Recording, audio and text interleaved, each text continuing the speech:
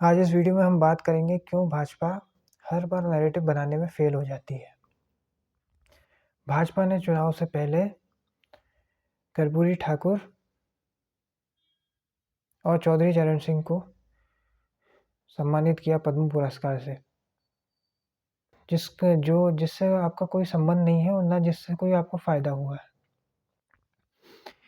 इनके पद्म सम्मान देने से कोई फायदा नहीं हुआ है, आपको उस कास्ट का वोट भी नहीं मिला है। अडवाणी को भी बिल्कुल लास्ट में आपने सम्मानित किया जब लोगों ने आपका विरोध किया। आप अपने सबसे बड़ा आइकन वीर सावरकर को भारत रत्न दे सकते हो? आंसर है नहीं। आपने मुलायम सिंह यादव, शरद पवार, बुद्धदेव भट्टाचार्य को पद्म सम्मान दिया, जिसका कोई मतलब नहीं है। अब आप इन पर टारगेट भी नहीं कर सकते हो। अगर आप बोलोगे समाजवादी पार्टी ने ये किया है पास्ट में, तो लोग यही कहेंगे कि आपने पद्म भूषण दिया है। अब आप शरद पवार को टारगेट करोगे तो उनके ही लोग कहेंगे कि पद्म भूषण जो है आप ही ने दिया है। इससे पहले भी कई सारे आपने जो भ्रष्टाचार के आरोप लगाए हैं, वो सारे आरोपी भाजपा में ही हैं, या फिर आप कुछ नहीं कर पाए हो। जिस पर आपने आदर्श सोसाइटी स्कैम का एक्यूजेशन लगाया, वो आज भाजपा में ही राज्यसभा मेंबर है। जिसने 26/11 आरएसएस की साजिश बुक लॉन्च करी, वो आज भाजपा में ही है और इससे कोई फ़ायदा भी नहीं हुआ है। वो अपना ही चुनाव हार चुके हैं यूपी से, जौनपुर से। जिन्होंने एंटी-सीएए प्रोटेस्ट को सपोर्ट किया, कृषि कानून के विरोध किया, वो भी आज भाजपा में ही है। मनिंदर सिंह सिरसा और कैप्टन अमरिंदर सिंह। तो कुछ चीज़ें क्यों की जाती हैं ये कोई नहीं जानता है। पहले आपके राष्ट्रवाद पे और भ्रष्टाचार विरोधी मुहिम पे आपके नैरेटिव चल जाया करते थे 2014 से 19 तक, लेकिन अब तो वो भी कहानियाँ भी नहीं बिक रही हैं। पहले तो आपकी झूठी कहानियाँ भी बिक जाया करती थी। अब आप कुछ भी कहते हो, लोग आपको मजाक ही बनाते हैं। आपने लैंड एक्विजिशन एक्ट लेकर आए, वापस ले लिया थोड़ा सा विरोध पे।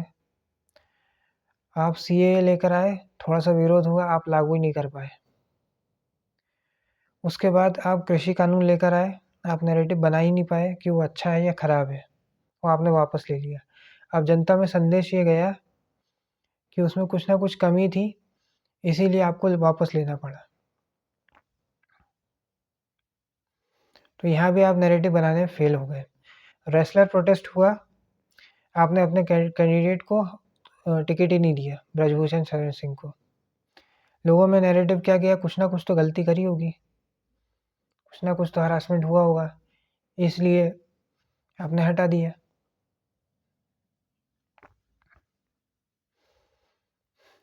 तो ये नहीं समझ में आता कि क्यों आप ये सब चीज़ें करते हो।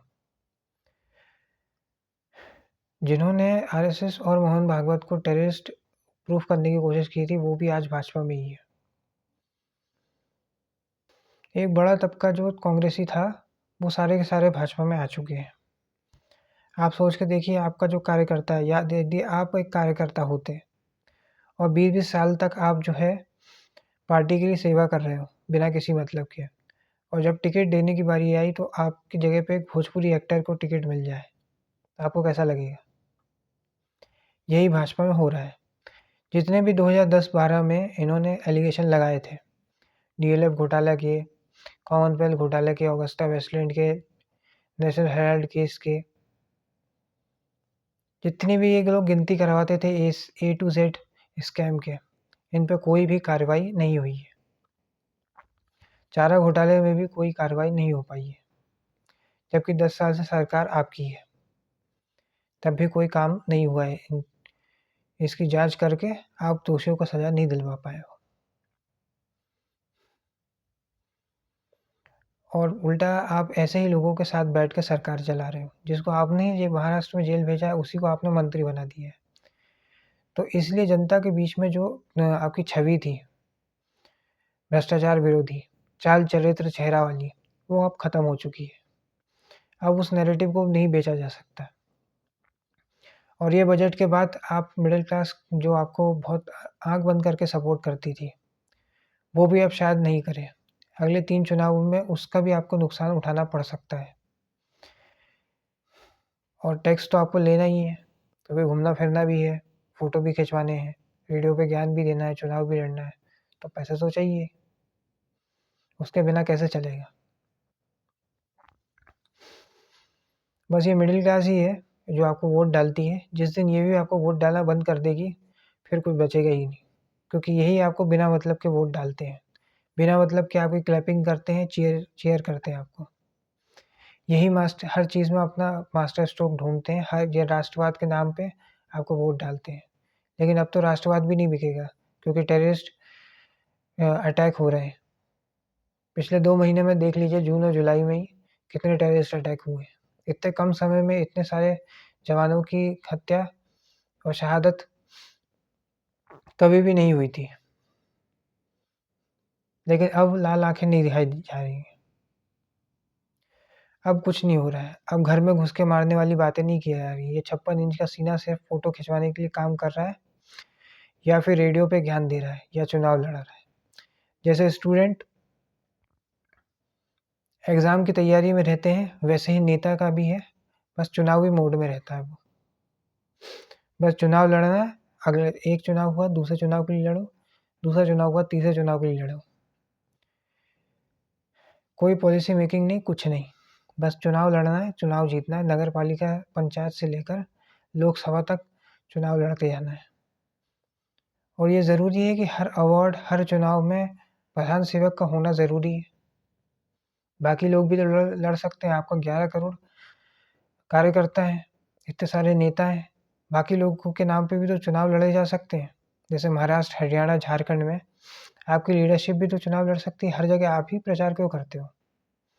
अब आपका चेहरा देख-देख के जनता जो है एक पक चुकी है। वो अब आपको देखना नहीं चाहती, आपको सुनना नहीं चाहती। इसलिए आपके नाम पर अब वोट पड़ना बंद हो चुके हैं। इसलिए बेहतर होगा कि अगले चुनाव में भी 3 राज्यों के जो चुनाव हो रहे हैं, उसमें आपके चेहरे पे चुनाव ना लड़के लोकल लीडरशिप पे चुनाव लड़ा जाए, लोकल मुद्दों पे चुनाव लड़ा जाए, ताकि जनता आपसे आसानी से कनेक्ट कर पाए। नहीं तो अपोज़िशन वाले इसको भी भुना लेंगे। अब आपकी कहानियाँ वैसे नहीं बिक रही हैं जैसे 10-15 साल पहले बिका करती थी। जैसे लोग आपको सुनने के लिए आते थे, इंटरेस्ट लेते थे। अब वो बात नहीं रही, अब वो चार्म नहीं रहा है। और अगर ये 3 राज्यों के चुनाव में से 2 राज्यों के चुनाव भी भाजपा हार गई, तो बाराती वही रहेंगे, घोड़ा वही रहेगा, बस दूल्हा भी बदल सकता है। आज के वीडियो में इतना ही। ये वीडियो अगर आपको पसंद आया तो लाइक करें, शेयर करें और चैनल को सब्सक्राइब करें। धन्यवाद।